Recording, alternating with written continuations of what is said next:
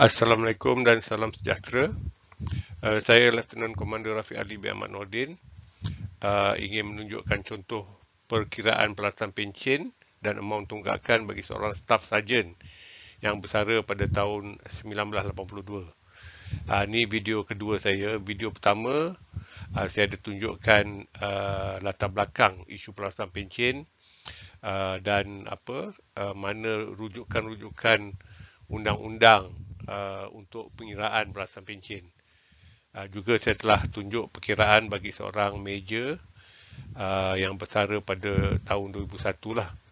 Seorang pegawai. Sekarang ni saya tunjuk untuk seorang staf sarjan yang bersara pada tahun 1982. Ni screenshot daripada buku pengakuan perkhidmatan beliau. Beliau berpangkat staf sarjan. Beliau berkhidmat selama 21 tahun dan TTP ataupun tarikh tamat perkhidmatan beliau adalah 3 Oktober 1982. Jadi mungkin ada yang tertanya, adakah undang-undang ataupun peraturan angkatan tetap 1982 terpakai untuk beliau? Maka jawabnya adalah ya. Okey, ni paparan peraturan angkatan tetap 1982. Dari sekarang kita panggil PPAT 1982. Bahagian 1 peruntukan am. Di perenggan 1 bahagian 2 dia kata bahagian 5 peraturan-peraturan ini hendaklah disifatkan telah mula bagi anggota angkatan tetap pada 1 Julai 1980. Jadi beliau tamat perkhidmatan 1982, maka terpakailah dia punya undang-undang ni. Okey, saya dah cerita dalam video pertama apa perkara yang paling penting untuk kita tahu untuk kita buat perkiraan pencen kita. Perkara itu adalah peringkat dan tangga gaji PT. PT ni boleh didapati di slip gaji terakhir kita. Bagi setiap orang dia ada PT masing-masing lah. Dan jika kita dah tiada slip gaji, kita boleh cari cara mengetahui gaji terakhir kita dalam buku pengakuan perkhidmatan. Dalam hal ni staf sarjan ni dia punya gaji terakhir adalah 825. Okey, dia punya gaji 825 Okey, jadi kita baca sikit ni. Maka tangga gaji T beliau semasa beliau bersara adalah T2. T2 ni adalah T tahun lah, peringkat dan tangga gaji pada tahun, tahun 2. Peringkat P belum ada lagi ketika itu kerana SSB, iaitu sistem siaran baru, belum bermula. Maka kita ambil peringkat paling minima iaitu P1. Jadi kalau kita ingatlah dulu ada P1, P2, P3 untuk apa? Menegak, mendatar, melintang semua tu kan. Jadi masa ni belum ada lagi. Jadi dari sini PT beliau adalah P1 T3 di band P1 T2 di band 3. P1 T2 di band 3. Okey, oleh kerana beliau mempunyai penyata pencen mulai tahun 2006 saja, kita hanya boleh buat perbandingan pencen yang boleh dapat dengan pencen yang beliau patut dapat jika formula pelangsang pencen ditepati oleh pihak berwajib mulai 2006. Kita tak boleh buat perbandingan sebelum 2006. Sebelum kita mula tunjukkan perkiraan, elok kita imbas kembali formula pelangsang pencen yang terdapat dalam PPAT 1982. Okey, ni formula untuk askar-laskar, lain-lain pangkat lah. Bahagian pertama 1/504 kali bahagian kedua bilangan bulan perkhidmatan diakui kali bahagian 3 gaji bersamaan yang akhir diterima. Bahagian 1 dan 2 ni tetaplah kan, 1/504 kali bulan perkhidmatan ni dah tetaplah. Tapi yang faktor yang ketiga, bahagian ketiga ni gaji bersamaan yang akhir diterima, yang ni berubah. Yang ni yang paling penting kerana apa? Dia penentu kepada pencen yang kita akan dapat selepas kita bersara. Jadi formula ni tak boleh diubahlah ikut sukati oleh pihak-pihak berwajib kan. Kalau dia adjust atau diubah atau dia tak ikut, maka sebenarnya dia langgar perkara 147 perlindungan hak pencen. Jadi formula ni dipayungi oleh perkara 147 dalam Perlembagaan Persekutuan. Jadi siapa tak ikut ni dia melanggari undang-undang tertinggi.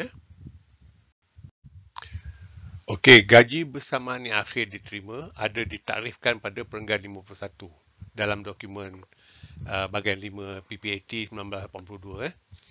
Artinya gaji yang anggota itu terima tertinggal lah jika ia bersara atau mati di bawah skil gaji semasa.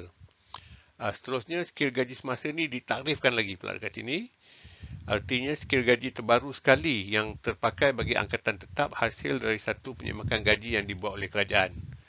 Okay, maknanya sini, apabila kita dah pencen, bila ada dokumen perkhidmatan yang baru seperti SSM atau SSB, dan ada jadual gaji baru atau jadual gaji maksimum minimum, maka kita punya untuk perkiraan pencen kita, gaji bersamaan yang akhir diterima tu diambil daripada skil gaji baru tu. Kan? Tu maknanya secara ringkas ya. Okey, oleh kerana beliau staf sarjan tersebut mempunyai penyata pencen mulai 2006 saja, kita hanya boleh buat pembandingan pencen yang dia dapat dengan pencen yang dia patut dapat kalau ikut undang-undang hanya mulai 2006 lah. Jadi dia dapat setiap bulan tahun 2006 adalah RM634 28 sen. Okey, jadi nak cari gaji akhir bersamaan pada tahun 2006, maka kita kena lihat pada skil gaji yang berkuat kuasa ketika itu, iaitu skil gaji SSM 2004 yang kuat kuasa 1 Oktober 2004. Jadi di P1 dan T2 untuk staf sarjan band 3, maka kita dapat 1499.20 sen. Jadi yang ni adalah gaji akhir bersamaan yang diterima. Yang dah ambil untuk masukkan dalam formula. Okey, bila masukkan dalam formula, dia patut dapat pencen dia sebulan 749.60 sen. Okey.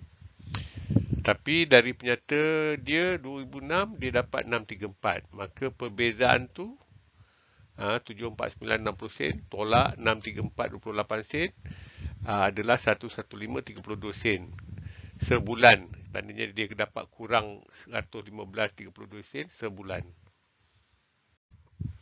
Okey, selepas SSM 2004, SSM yang kemudian datang adalah SSM 2007.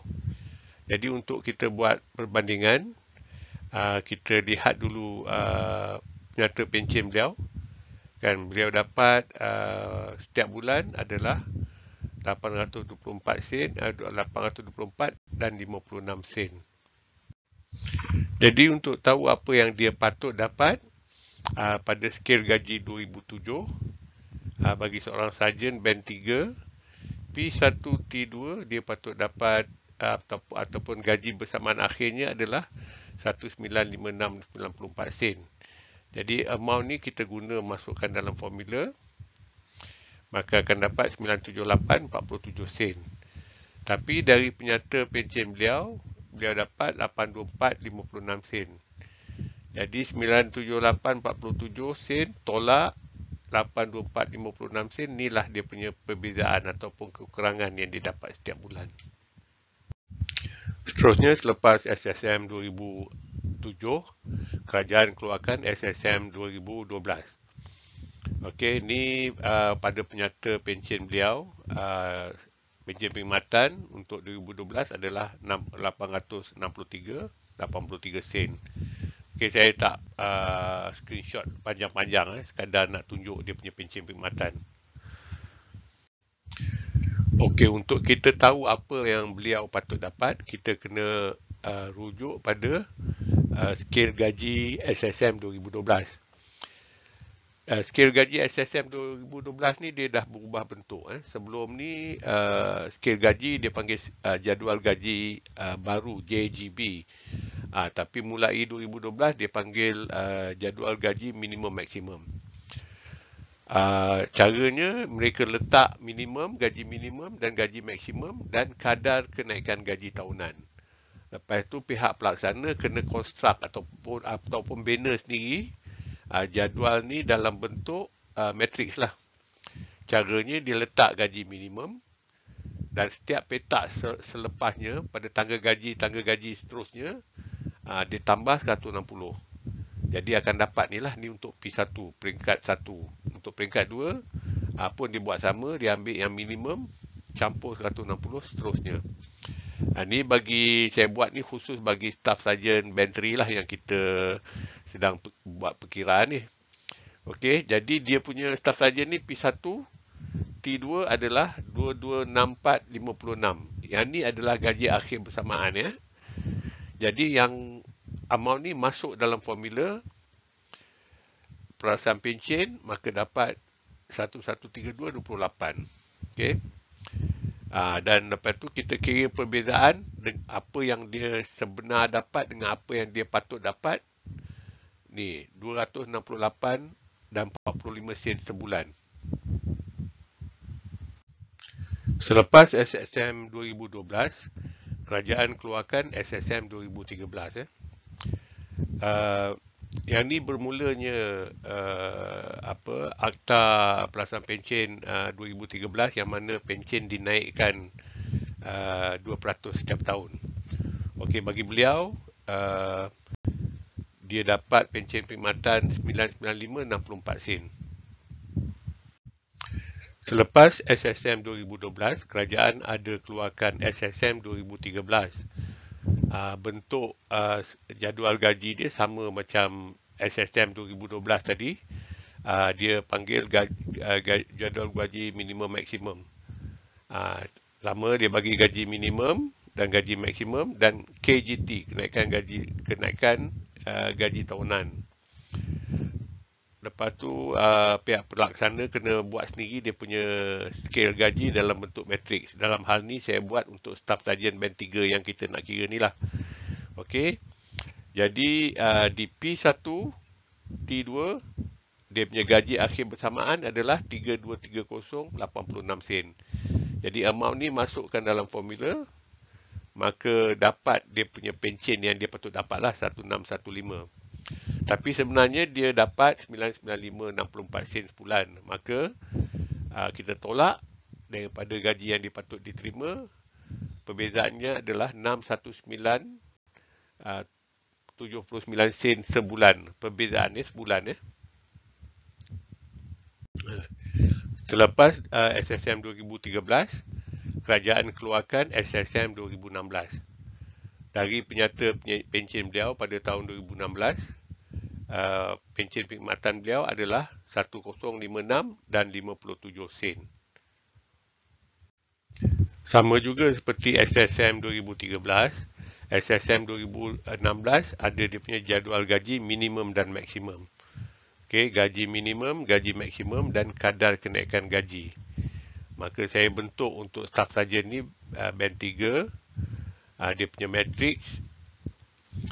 Pada P1 T2 dia punya gaji akhir bersamaan adalah 3359. Masukkan 3359 dalam formula pelaksanaan pencen, maka dapat 1679.50 sen.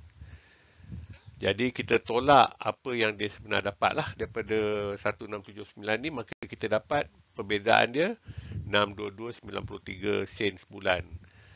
Dia dapat kurang 622.93 sen sebulan setiap pada mulai 2016. Okey, sebelum ni saya tunjuk perkiraan untuk setiap kali SSM baru keluar.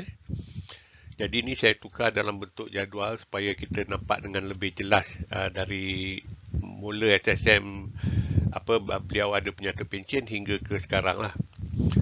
Okey, belah sini semua SSM. Ada SSPA 2024, tetapi beliau tak dapat bagi saya dia punya penyata, jadi saya tak masukkan dalam ni lah untuk buat perbandingan. Okey, beliau ni bersara tahun 1982. Penyata yang paling awal beliau ada adalah Januari 2006. Jadi saya pun saya tak masukkan juga untuk buat perbandingan.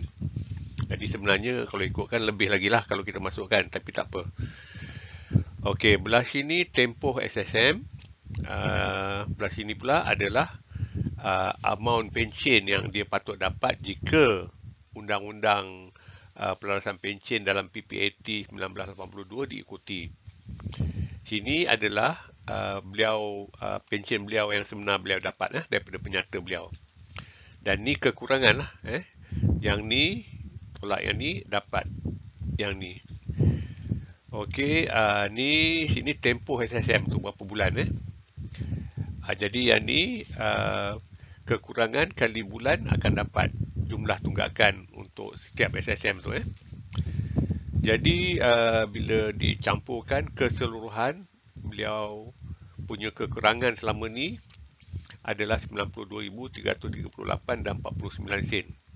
Maknanya di sini sebabkan formula perasan tidak diikuti dengan betul oleh pihak berwajib, maka kerajaan berhutang dia 92,338 dan 49 sen.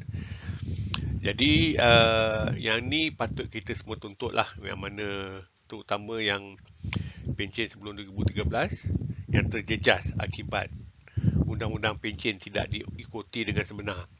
Yang ni apa yang saya jumpalah apabila saya mendalami perkara ni.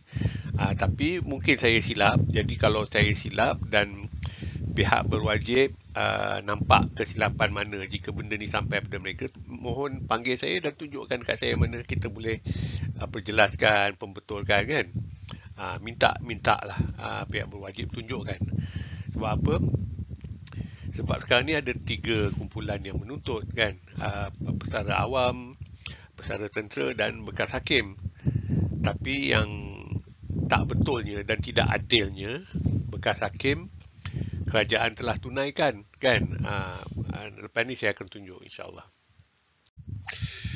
Pada 2 November 2024, seorang bekas hakim telah hantar kepada saya satu pemberitahuan daripada KWAP bahawa beliau telah dimasukkan wang tunggakan sebanyak 203,616 dan 46 sen. Dan dimaklum juga semua bekas-bekas hakim telah dapat tunggakan mereka dan juga perasan pension mereka. Kemudiannya dalam berita The Age Malaysia, ada keluar berita bahawa bekas-bekas hakim yang bersara sebelum Julai 2015 telah terima tunggakan pension mereka, juga perasan pension mereka. Jadi tidak ada apa-apa penjelasan daripada pihak kerajaan kenapa pihak hakim ni kerajaan boleh selesaikan dengan sempurna, tapi untuk pesara awam dan veteran tentera kerajaan masih lawan dalam mahkamah. Tidak ada apa-apa penjelasan atau penerangan.